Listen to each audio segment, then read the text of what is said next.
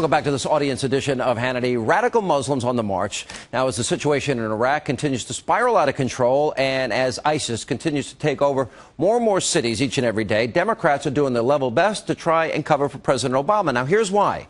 Americans were warned what would happen if the Obama administration pulled troops out of Iraq too early. Take a look. Begin withdrawing before our commanders tell us we are ready would be dangerous for Iraq, for the region, and for the United States. It would mean surrendering the future of Iraq to al-Qaeda. It'd mean that we'd be risking mass killings on a horrific scale. You could see in the Shia South the Iranians reaching over and grabbing to take power. You could see in the Sunni Northwest the al-Qaeda folks taking power and taking leadership in that area and establishing a base for terror that could be awful for us for many, many years indeed. Now, their predictions have sadly become our reality, but we shouldn't be surprised that Democrats don't listen, because when it comes to war, instead of doing what is in our best national security interests, well, liberals have often turned to politics. For example, watch this. There's no reason, Bob, that young American soldiers need to be going into the homes of Iraqis in the dead of night, terrorizing kids and children, women. As long as we follow the president's path in Iraq, the war is lost. This war must end. The American people have lost faith in the president's conduct of the war. The American people have spoken. The Congress has voted as of today to end this war. There's no military solution to this. We've got to have a political solution, begin a phased withdrawal, and make certain that we've got benchmarks in place so that the Iraqi people can make a determination about how they want to move forward. Now, the left proves time and time again that they are the party that's going to do and say anything about the country, about our brave troops, regardless of the negative impact that rhetoric has both here and abroad. Joining us now, we bring back our studio audience. KT, you've been watching this. You've been watching ISIS on the move in Iraq, and you see city after city that brave men like those two guys in the back fought for, and 4,000 Americans gave their lives for, fall one right after the other. We gave Afghanistan and Iraq democracy on a silver platter. We won it for them. We did it with the hopes that they would become inclusive, religiously tolerant, they would become democracies, and our friends in the Middle East. They didn't want it. It hasn't worked. They either couldn't do it or they won't do it. I don't see that. Why do you blame them? I blame us, because as President Bush said, if we would have stayed there, if we would have given them the intelligence, if we would have trained them, we wouldn't be where we are today. You know, you're absolutely right. But what the debate is in Washington now is everybody's blaming everybody else. The Republicans are saying Obama pulled out too soon. The Democrats are saying the original sin was George Bush. There's plenty of blame to go around. I think we are where we are, and the question is, what do you do going forward? You don't want to do it. You don't want to stay there. I think protect the homeland, become energy independent.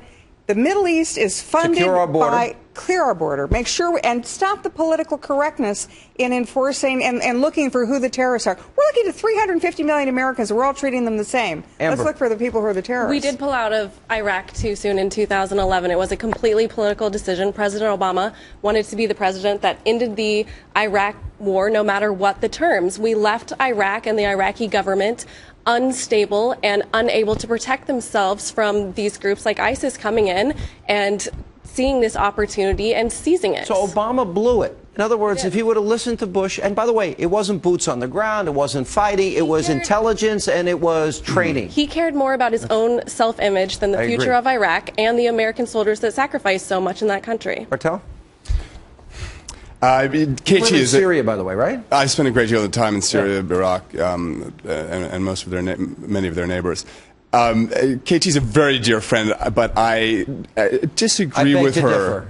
But I beg to differ with her point that Iraq and Afghanistan the gentle lady from New York. All right, have rejected democracy. Afghanistan isn't so much on our plate right now in this discussion, but their elections were pretty successful, and it's quite possible that if it's allowed to proceed fairly, that Abdullah, probably the good guy from our point of view, wins. Iraq, much more pressing right now. April 30th, only a month and a half ago, Iraq had its fourth national parliamentary election. It was once again a turnout of over 60%. Look at all the cities that fell. Sure, it might sound fine, Sean. It might sound crazy to talk about democracy in Iraq today, but we have to remember that Iraqis turn out in huge numbers for the polls every time they have a chance. They're not in charge right now, are they? They're not winning the battle for Fallujah and Mosul. If we stop propping up the Maliki regime, we will see. I'm not talking about propping up anything. I am worried about, all of that sacrifice. Has it been for nothing because this president had a political agenda? Kirsten, you want to jump in? Go ahead. Well, I mean, I think that you make a great point, and that is that, yes, there has been democracy to some extent, but it has to do with the current prime minister and the policies that were put in place. If you have a democracy, but you have, leaders that are engaging in corrupt practices, or they are eliminating or not letting the Sunnis, in this example, have a stake in their government, then of course they're going to be upset. And that's one of the reasons why ISIS has achieved so much success in the northern part of that country, is because they've been able to build some tenuous ties with Baathists, who formerly they hated one another, in order to gain more territory, because the Sunnis don't feel like they have a stake in their government. If we can help with that, we can help that country. Todd and Andy, I want to hear from you guys. Sean, I'm concerned about the story that's really not being covered here, and that is the systematic extermination of Christians in the Middle East. We have seen thousands and thousands of Christians slaughtered. Back in the 1990s, there were 1.2 million Christians in Iraq. Now they estimate around 300,000. Who do you think all those folks are that are running for their lives right now? Those are Christians. I write about this on my book. 430 churches in Indonesia? That's right. Those churches are being burned. I write about this in my book, God Bless America. This is a very serious situation, and we need to pay very close attention, because what's happening in the Middle East, we're starting to see it happen in Europe, and you better believe it's going to start happening in our back door before too long. Andy? Yeah, Sean, I tend to agree with KT. If you look at, we have hard metrics about all the things we've been talking about. These brave guys have been talking about the caliphate. 2/3 of the Muslims from Morocco to Indonesia are in favor of establishing a caliphate. That's not a tiny minority of extremists. They may have idealized visions about what that actually entails, Are you saying but it's that objective. the majority of the we have hard Islamic polling world data. is radicalized? I mean, is that what you're saying? I mean, speak plainly. That's not radicalized to their standard. To our standard, it absolutely is. So if they want a standard, caliphate, it's radicalized. We're unwilling to admit. We are honestly unwilling to admit that they are radicalized. I mean, the fact of the matter is, KT said we handed them democracy on a silver platter. Exactly. The bottom line is they're not intelligent enough or accountable enough I don't know if I to institute the democracy that we were bringing to them. Politically correct. What do you mean by not intelligent enough? You can call me politically incorrect, whatever you want. The fact of the matter is that society is the cradle of civilization. They are not accountable or intelligent enough to understand Western democracy as we tried to impose. No, I have to respond to that, and that is that the cultural tradition has not been one formerly that has been suited for democracy, because the civic associations aren't there, the community building isn't there, and they've gone from military regimes to Islamist regimes. But there is hope with democracy. No.